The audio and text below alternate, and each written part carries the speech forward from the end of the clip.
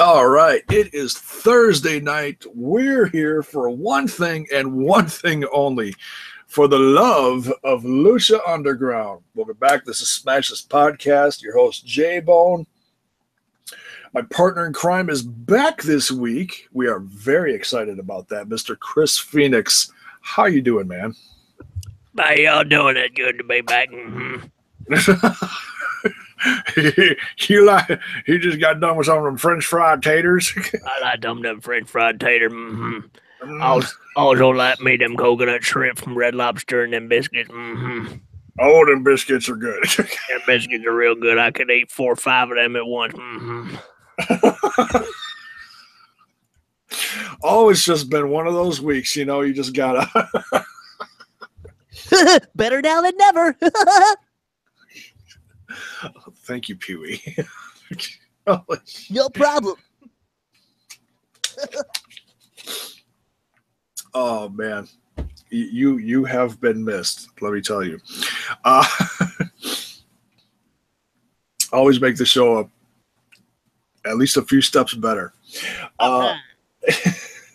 So, dude, I haven't talked to you in a few weeks. Well, I've contacted you, but what do you think about the finals going into this episode and other outside storylines steamrolling now? What do you think of the season, the last few episodes? You know what? The let's see here. Where do you start? Well, that's a good one. It's hard to say. I would say that the last couple episodes weren't as interesting except for the vignettes. To see the revelation of the detective being Katrina's mother. Oh, yeah. What? I was like, what? In the family, yes. Yeah. And what's it called? The ever-present threat of Cage's medieval gauntlet being the vessel of an ancient god. That just, what? Really? What? And to see everything else that was going on, just leading up to that. The matches themselves, some good, some not so good. You got some knockdown, drag out brawls there that went all over the damn temple. And I will say this, the level of violence is definitely appreciated by Brother Cueto. And it is it is more assuredly a knockdown, drag out brawl that should be part of every single episode of Lucha Underground. And leading into the the quarterfinals, the semifinals, and the Fatal Four, the matches that led up to that, well, they were some of the strangest and some of the most brutal I'd seen in weeks. But they know how to do a show right. So the further you go, the tougher it gets. And leading into last night's festivities was definitely worth watching, especially the last finale that closed out our show. The last 15 minutes after the matches. Absolutely. So yeah. So as the others say, let's just jump into this. Yes. Yeah, let's talk about some of the outside storylines that are floating around here before we get into some of the matches. All right. 2 interesting promos that kick off the show. One being Cage working out in the locker room, in the exquisite locker room that it is. Uh-huh. Graffiti filled. Boyle Heights, yo. Yeah, it's definitely a symbol of Boyle Heights there. Yep. Very authentic. And in walks Katrina, or I shouldn't say walks. I should say teleports. Yeah, she just appears out of nowhere carrying the stone of resurrection. Oh man. And it gets, I swear, every time they do it, it gets a little creepier. You know? Mm-hmm. almost like that movie. Did you ever see that movie 13 Ghosts? Yeah, against my better judgment, I've watched that damn thing 3 times. Yeah, then you know what I'm talking about when there's like the ghosts that all of a sudden like appear and like, you know, disappear. They're like behind you, and then they're in front of you, and then they're to the side of you, and then they're behind you again. And then they kill you. Yeah. That's what I'm starting to get the feeling when I see Katrina, like all of a sudden, boom, appear like out of nowhere. She did that last week too, you know, talking to, like you said, her mother, you know. So yeah, they're getting better and better at this whole revealing that there is something seriously supernatural, like haunting about Katrina. Yeah, she's proven that Randy Orton's not the only person who can do something out of nowhere. Right. It might be a long distance relative, you think? Katrina with the teleport out of nowhere. That's, yeah. Hey, it's got a ring to it. There you go. So she, you know, better than a Bray Wyatt, but it's competition. Let me tell you. Oh yeah. Because we've seen the bat, you know, about 1,000 times. Mm-hmm. Yeah, so she sneaks up on Cage, and she just cut dry to the point. Like, she wants the gauntlet. Mm-hmm. But at the same time, she warns him, like, you don't know what you have here. You know, because it's gonna destroy you. You know. Mm-hmm. And he's like, whatever, and it's just pissing him off, and then does the whole what do you call that, reverse chop, whatever, tries to, you know, yeah, holding the gauntlet, and then of course she boom, teleports out of there. And I looked at that, I'm like, Cage, man, don't you know by now she's a ghost? You can't do that to Katrina. You can't do that to Katrina. She's a ghost. She ain't got no time for that. Katrina ain't got no time for that. She ghost. She out of there.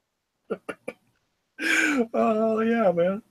So and this is not the first time we see this in this episode. We see it later. Mm-hmm. And I'm just gonna jump right into that too. We see Bill working out, getting ready for his match, and takes out a punching bag. And oh yeah, it's at like 12 feet away, whatever it is. Yep, similar to the punch that Prince Puma did, knocking the sand out of that kind of heavy bag. Mill doesn't know so much punch a hole through it. He knocks it to the wall, damn near.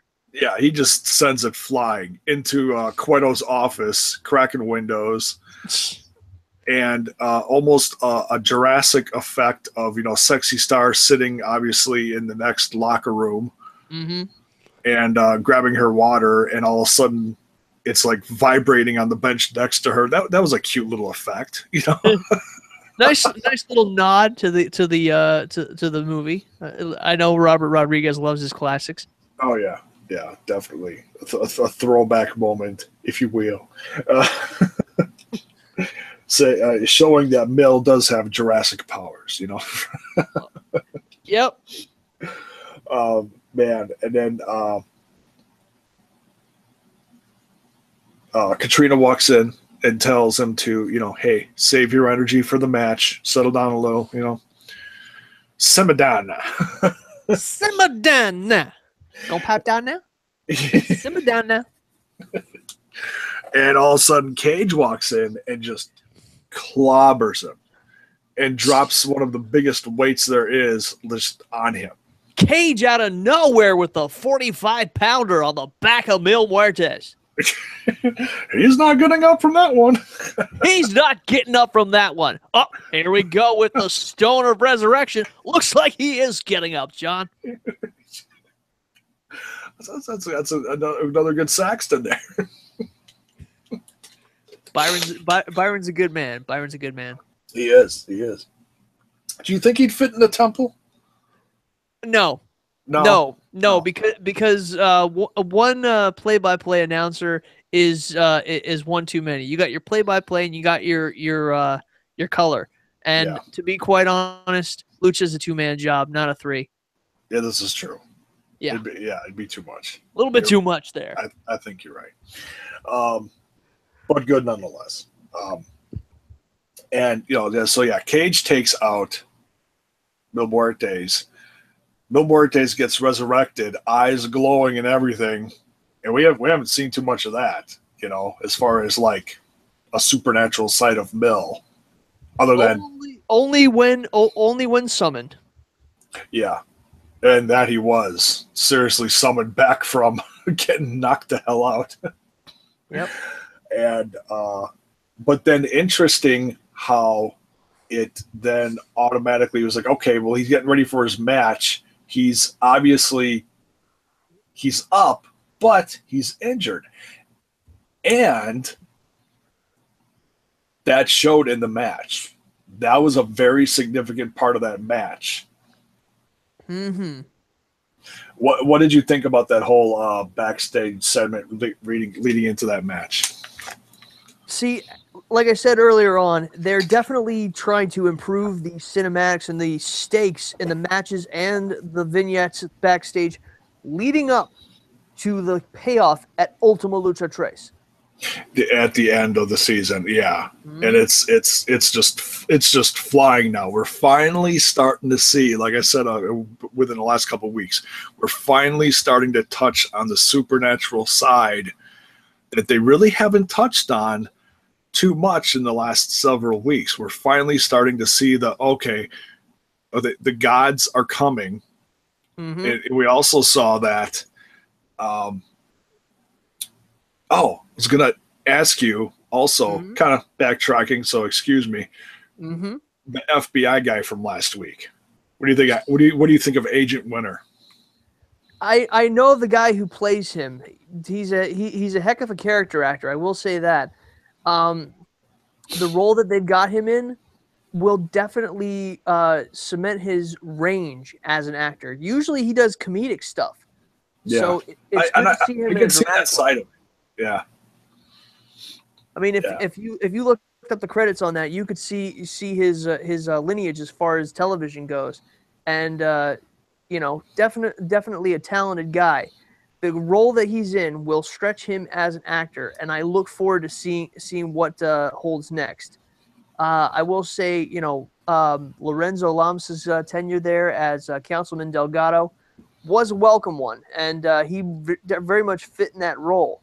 But seeing what can happen with this guy, I wonder whose side is he really on? Yeah, and Dario's reaction to Agent Winter as well mm-hmm. was interesting. He was kind of like, "Oh crap, what's going on now?" Like he felt almost. I mean, usually Cueto's pretty cocky. Oh yeah, at least with the people who are working for him.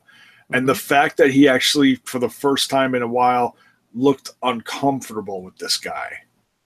Yes, because he represents the people that Dario works for. Yeah. The unknown man in the limo. The unspeakable one. Yeah. Oh yeah. Who I'm sure we're going to get identified at the end of the season. I've got a feeling. I don't think we're going to get it like at the end of season 1 with Matanza, where we really didn't get the identification. I think we're going to get a reveal. I really think we are. Mm-hmm. So yeah, it's all coming together, all the different powers.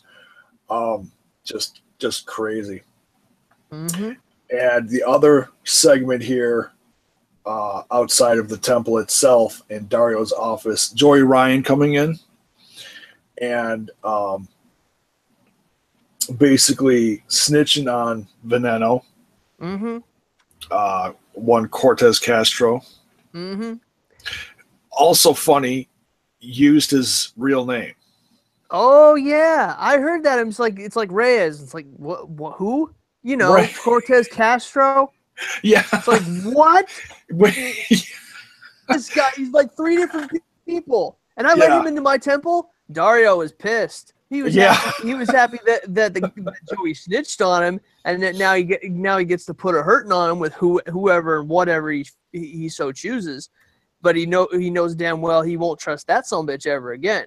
But the question is, what is that agent going to do now that he's been exposed? Not just exposed, but overexposed. Yeah, I mean, he's had matches where he's really, gotten a beat down, and that's all, that's all Dario's doing, you know. But now this is going to be even more interesting. I'm sure the match is going to be okay. I don't know if it's going to be a squash match, because this is going to be one of those, okay, Sexy Star does not want to lose her mask. Hell no. She's already been in one of those matches with, oh shoot, what the heck's his name? Superfly. Thank you, from season. Calling back to season 1. Yes, flashback. Yes. So yeah, she's been through this before. Is not a deep one, but it's definitely rich. Yeah, it is an interesting one. Yeah, and and obviously, Castro doesn't want to get revealed either. Because he's still undercover, even though he's in a very uncomfortable situation now because of what was asked of him last week. So, now remind me, what was asked of him last week? Captain Vasquez initially asked him to get the gauntlet from Cage. Oh. And he basically walked out of her office like, hell no. Yeah, because you don't know who that guy is. You don't know what he's capable of. You haven't seen this shit firsthand. I have. Yeah. Yeah. And, I mean, Vasquez knows about the gauntlet, but Cortez has seen him in action. So they both know what he's capable of in one way or another, So, yeah, that's going to be crazy. That's going to be one very interesting part of next week. Absolutely. So, yeah, good to see Sexy Star. We haven't seen her for a while.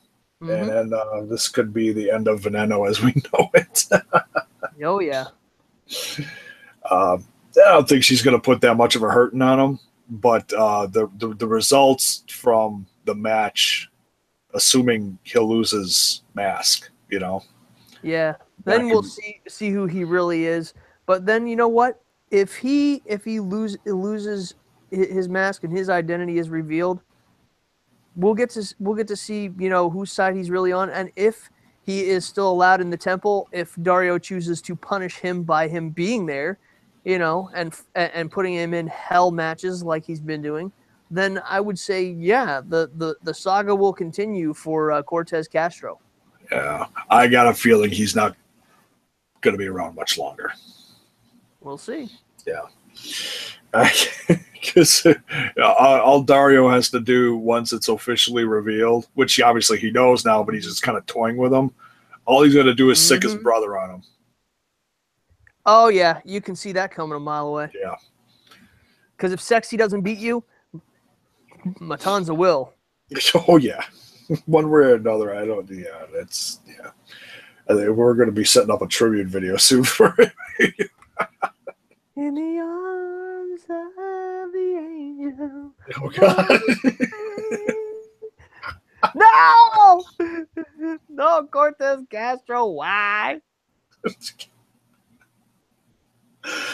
He didn't have a chance. Gone too soon. Too soon. I'm going to have to pour a 40. Give it up to my homies and pour a 40. No. Oh, man. Too soon. Too soon. So that's all the surrounding stories. Let's talk about the matches. we are in the semifinals of the Cueto Cup. And I don't know about you, whether the matches were 5-star matches or just more comical. Mm-hmm. The build up to this, to what we're getting next week, has been one of my favorite parts of watching professional wrestling this summer. Yep. You know what? To be honest, I skipped Raw and I skipped SmackDown. I didn't even watch those damn things this week. I was only open to watch one thing and one thing only in wrestling this week, and that was Lucha Underground. Yeah.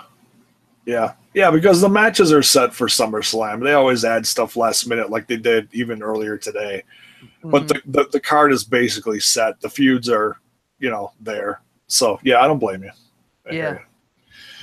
So we get 2 matches tonight and one hell of a end of the episode with a giant, like, almost an entire roster melee. We get Phoenix versus Prince Puma. Oh, yeah. And Pentagon Dark versus Mil Muertes. Yep.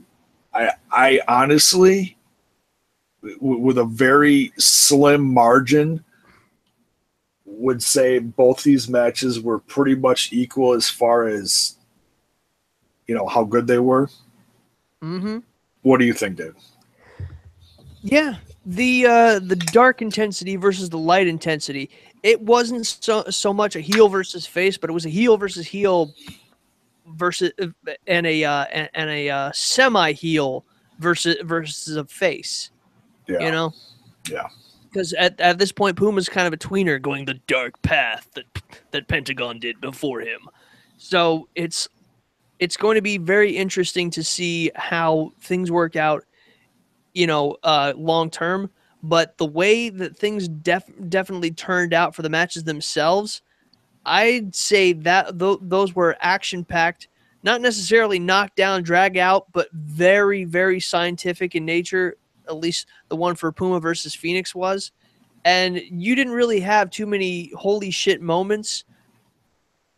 And I will say that this is the kind of action that I expected. These are the kind of matches that I was looking forward to. And knowing as things built up how they were going to go, you could pick your favorites from the get-go. You knew what was going to happen. You had your favorites as to what you would like to happen. And wouldn't it be cool if this person ended up at the end? Wouldn't it be cool if this guy ended up at the end? But we know about the roster, the potential, analyzing the participants, and ultimately seeing what and who was in play. You could almost categorically predict, without a shadow of uncertainty, how things were going to turn out. And it turned out exactly as it was meant to. This is a callback. This is a callback to season 1, back when Pentagon was starting to break arms, back when Mil Muertes freaking dominated everybody he faced, back when Prince Puma was the freaking champion, and back when Phoenix was an up-and-comer who just kept surprising the hell out of the believers. Yeah. So yeah, the best of season 1 in the finals of this. Yeah. They know their audience, they know their fans, they know their stars, and all participants, notwithstanding very, very well-fought matches for all, ultimately, these are your champions. Yeah. Yeah, no matter who goes into the actual finals now, you're going to get something special from these 4 guys. Yes, yeah. And in those matches, we saw some hella violence. We saw some semi unexpected stuff, but ultimately, we saw what could be the feud of the century between the 4 participants that will happen at the finals of the Cueto Cup or Ultima Lucha Tres. The matches were great, but seeing that Pentagon Dark taking on Prince Puma, that is a hell of a season 1 throwback. We will see if Puma's light will shine again and he will raise the cup over his head, or if darkness will prevail and Puma will walk the dark path of Vampiro. Yeah, did you notice they touched on that? A little bit. When they were talking about, it was right after Puma did the 619 and talking about how Ray was one of his heroes. And Vampiro was like, I'm trying to remember how he put that. He said something about him having a different hero. And Stryker was like, oh, would you care to elaborate on that? And Vampiro was like, oh, no, just that's because Vampiro's Vampiro. Like, no. Just continue calling the match. And you know something's up. Oh, yeah. We know. Stryker don't know shit, but we know. Oh, yeah. Also very interesting was very foretelling was during the Pentagon Dark versus Mil Muertes match, when things started getting very close to around where Stryker and Vampiro were sitting, and the camera zoomed in on Vampiro. He had to stand up because the action was getting too close, and Mil Muertes got very close to Vampiro, like within feet of him, and they both locked eyes for a while. Like, I wonder about that. I mean, technically speaking, I mean they do have a little history, in AAA, but aside from that, nothing really foretelling in Lucha Underground aside from the fact that he knows that Vampiro was once Pentagon's maestre. Yeah. So obviously part of Vampiro is rooting on Pentagon Dark. Because they're whether Pentagon Dark is still being still having the mentor of Vampiro, they'll always be connected. Yes, indeed. Yeah. So yeah, these matches were great. I would say my favorite out of the two, honestly, would be Prince Puma and Phoenix. Those two, I mean, showed different wrestling styles in this match, which was honestly surprising. It wasn't just all high flying. It was, they started out with the chain wrestling, like Matt Stryker said, and they kind of just went all over the place with it. It just flowed. Which is another reason why Puma, aka Ricochet, Ricochet is one of my favorites, because the man is just, you could put him in the ring with anyone and it'll flow like crazy. It's just awesome. What'd you think about Katrina catching a boot from Pentagon? You know what? They have this thing about intergender violence that I'm like, you know what? You gotta be a hard bitch incarnate to take a kick from Pentagon. They said, what are we doing tonight? Well, Carly, you're taking a kick from Pentagon. What? Nice. Yeah. I mean, there are chicks out there who can take a hard hit from a man and keep going. There are, Taya, friggin' sexy star. Katrina, I don't know, man. She plays tough on screen, but I don't know how tough she really is. Yeah. That's a hard one, Until that kick. I mean, it just looking at what happened also in that match with Mil Muertes taking 4 super kicks in a row from Pentagon Dark. It was like, what? Yeah, I saw that. I was like, man, your super kicks are weak. Where are the Bucks? Oh, it just also shows how tough Mil Muertes is. within the span of time that it took to bring him back from the dead after being squashed by that 45-pound weight, there must have been some residual resurrection effect still in play when Mill got kicked. Yeah, that's for sure.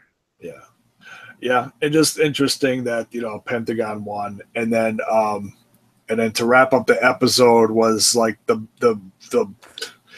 freaking Lucha Underground roster melee of all melees. I mean, we've seen stuff like this all the time in the WWE where two people, where something very unique is going to happen between two individuals.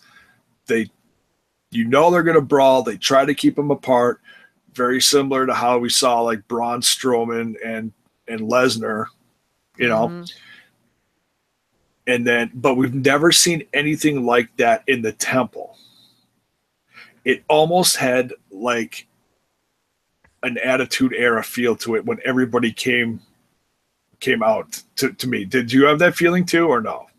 A little bit. It's like, yeah, they've been doing it for ages on WWE, but when Lucha does it, it was, a rarity. So it's more special. It was because I don't think they've ever done anything like that before. They've had security come out here and there over the last few seasons. Yeah, to break up a fight. Yeah, well, geez, what happened to Dominic? Jeez. Oh yeah. That was a little too far for me. That's just my opinion, man. I mean, Dominic's a good kid. Maybe someday he'll be a great wrestler. Who knows? But he didn't deserve that. No, but it was funny,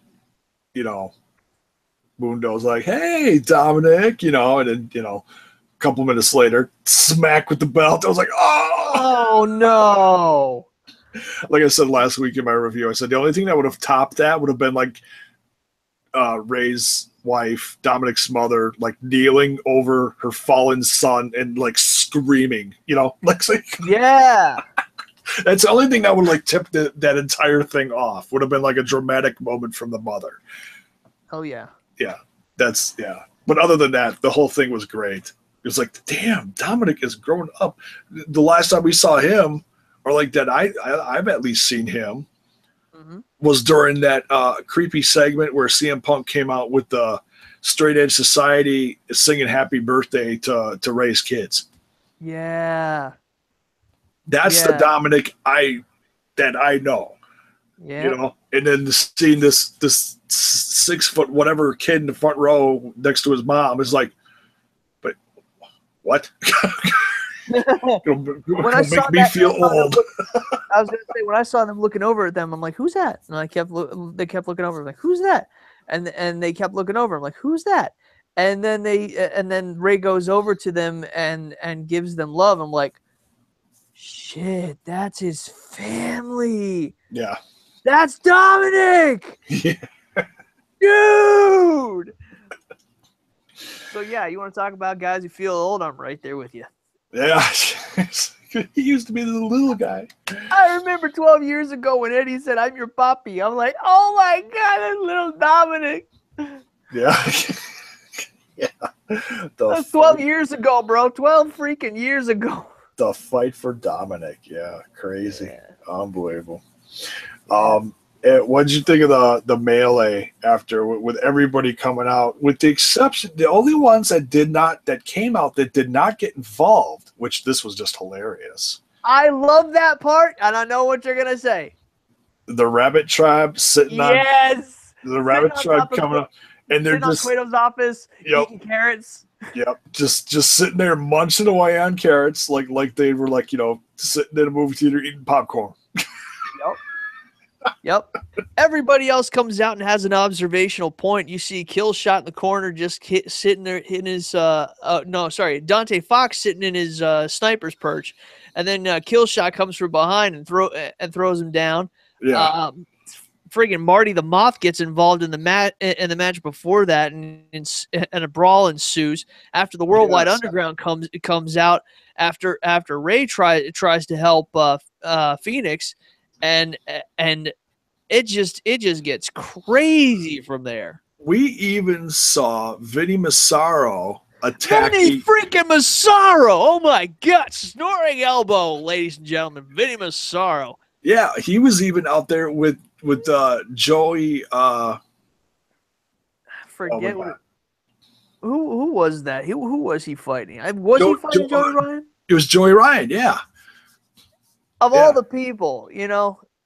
Of course, you know, Striker's always more technical than he has to be. He said Vincent Massaro. That's right. It was like Vincent, and then I'm looking. I had to like play it back, and I see. I see. Hey, it's Vinny. How you Vinny. doing? I was like, Vinny's back. I love this guy. He comes back at like the freaking end of this thing. All right. Yeah. So I'm like, man, I hope they have a match next week. I hope Vinny comes back to the temple, even if he's like he's just like, you know, a halfway jobber or whatever. Because I see his profile on Twitter from time to time. You know, a couple people I know tweet him. You know, we follow each other. He's very active with his followers and talks about all things wrestling. He's really great on Twitter. Exactly. So seeing that stuff, as much of an awesome guy as he is on Twitter, it's good to see him back and putting himself out there in the temple, and you know, hopefully he gets a bigger presence next season. Having him with a couple of other you know, I would say lesser talents out there, forming a trios team that actually goes to the top. Now that would be impressive. Yeah, I would. Absolutely. Would love to see more of that. You know, I just like seeing him in the start of the Cueto Cup. I kind of fashioned him like the Brooklyn Brawler of Lucha Underground. Exactly. I thought the same thing. He's just out there to put on a good match and sell whoever's facing him. Yeah. Yeah. So yeah, I hope we do see more of him. You know, maybe he'll have a match with just the fact that he was fighting Joey Ryan in that whole melee is, I think it might be a sign that they might have a match in Ultima Lucha Tres. We'll have to see. We'll see. But yeah, in that moment where all six guys were kind of staring at each other, you had Puma staring at Pentagon Dark, and Mil Muertes was in there staring at Phoenix. Yeah, staring at Phoenix. And Ray was staring at Johnny. Yeah, so they were all, you know, with everything else going on outside the ring, everybody fighting, that they all had their moment in the ring. Mm-hmm. And very interesting who attacked each other. I think at one point Puma even attacked Ray. Yes, he did. That was surprising.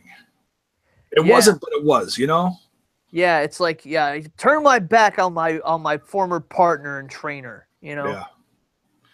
Yeah, certainly showing a darker side to Puma. Yeah. Yep. Leading toward the ultimate reveal of darkness. Yeah. Yeah. I think there's something very dark coming for Puma.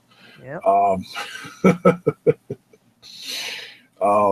Man, and the crowd just coming unglued with every person that would come out to just, you know, jump in this melee was, you know, it was an instant classic moment for Lucha Underground. Yeah, and it's good to see that Azteca and Mac and Star were out there to help Ray. And that was nice to see, to help even the odds, and then everybody else followed. Yeah. Yep. Yeah.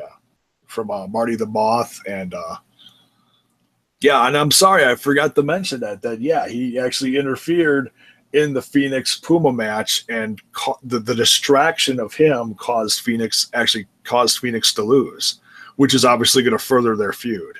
Indeed. Because it took Phoenix out of the cup. Yep, and they're going to do everything they can for the love of Melissa. Yeah. Melissa's getting in deep in this. Yeah, she used to have a little kind of a smirk on her face every time she introduced Cage, but now she's got a full-on smile when she's introducing Phoenix. Yeah. Oh, yeah. Yeah. Well, Cage has certainly taken a different route. Indeed. On this show, a much darker path. Anything else you want to add before we wrap this up, brother? There's really not much to say other than the finals of the Cueto Cup are going to be possible match of the year candidates in my eyes. I don't give a damn what Meltzer is going to say about that one, but it's gonna definitely impress the hell out of the Lucha fans, the people who appreciate Lucha for what it is, and love everything about this faction of wrestling. And to see what's going to happen after that, what leads into, I could be getting this wrong, but I heard somewhere that there's going to be approximately 10 more weeks worth of fun, into Ultima Lucha Trace's end. So if it's that many more weeks and the saga continues, well, I guess it can only get better from here. Oh, it's going to, and it's going to get. I know it's going to get crazier every week. It's definitely, yeah. This is going to end up going till October something, because we got 2 more weeks in August. You got all of September, which is. Let me look at my trusty calendar up on the wall here. September is 1, 2, 3. That's 4 episodes right there. Yep. So this is going into October, depending on how they break up the finale, which is kind of what I said a long time ago. So I was actually, I don't know exactly what date, but I said September, October-ish. So. Yep, give or take. That's usually and that's usually when most shows are kicking off. This is one is wrapping up. Yeah, the end of summer, early fall. Yep. Mm-hmm. Nuts. And man. With this gaining momentum, mm-hmm. I really hope they've got a clue what they're doing for season 4. Oh yeah. Oh yeah. I just you hope. You know what? I honestly think, and this is my theory, and I haven't heard anything, so don't quote me on this, but I'm thinking if there is a reveal of the darkness that haunts Cage's glove, and the man in the limousine finally reveals himself and his true intentions, then if this is truly a battle of the gods, would each god necessarily represent a particular power, a particular element, or a particular tribe? And who among them would represent each tribe as their chosen champion in another tournament of death? Yeah, we could definitely see something like that coming. Considering that there are 7 ancient Aztec tribes, 7 ancient medallions, each of those champions would face off in a double elimination tournament, so as to, heighten the proclivity of it. So, but when you're beaten twice, you give up your medal. And once you relinquish your medal to the victor, that person keeps going until one champion emerges with all 7 medallions and the Gift of the Gods championship, challenging whoever wins over the next couple weeks to a championship match at Ultima Lucha Quattro. Yeah, I think we could very well see something like that. What's interesting for this one so far is the 3 Rabbit Tribe guys have medallions. Yeah, and they beat the Worldwide Underground to do it. That's hilarious. Yeah. That is not all laughs there. They got a solid win there. Yeah, decent match, but the comedy ensued, and Worldwide Underground was caught off guard. Yeah. Oh, was Ben Cook pissed too? Oh yeah. So that's going to do it for this one. Thank you so much for joining me, Phoenix. I know you've been burning the candle at both ends. I always appreciate when you're on here because, like I said, it just adds something to the show. Much love to you, brother. So yeah, episode 31 is in the books. Next week we are getting Veneno versus Sexy Star in a mask versus mask.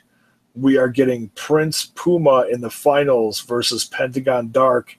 And we have what is definitely going to be a contender for match of the year in Rey Mysterio versus Johnny Mundo for the Lucha Underground Championship, dude. Yep. And that's gonna be a good lead up to and beyond Ultima Lucha Trace. Oh yeah, we'll see. You know, because I mean we already have a feeling who's going to face who as far as most of the rivalries, but this will put the exclamation point and be like, all right, now you know who's champ, and now you know who's facing them. Yep, there you go. So. All right. Well, thanks again, dude. That wraps up this one. Thanks for listening, watching, whatever you're connected on social media. Give the, if you like what you hear, give the channel a sub, give the vid a like, and follow us for weekly stuff on Lucha Underground and other wrestling and music related stuff. We'll see you soon. Have a good weekend.